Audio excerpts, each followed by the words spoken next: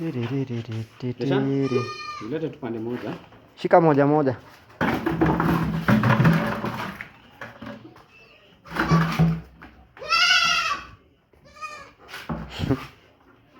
We are deworming our kids. Leo tunazideworm, tunazipea dawa ya New Zealand Plus. So we are deworming them with a small kiasi, tunazipea tu kiasi, si mingi sana. Hiyo utaijua. Achilia tuwezi nani 2 weeks we deworm again. After every 2 weeks we deworm again. Ensure they are progressing sawa.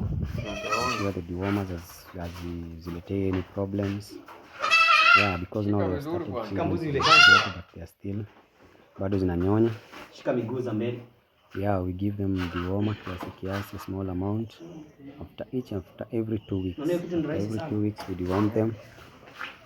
Hiyo bado ni adume. Hii dawa imebaki 2 month old ziko sawa. Hizo kondoo kweli. 2 month old tutakuwa tukideworm after every month once. Shika mbili. As you can see now, that's what we are doing. You do that to your goat kids. Once zimezaliwa 2 weeks you deworm them.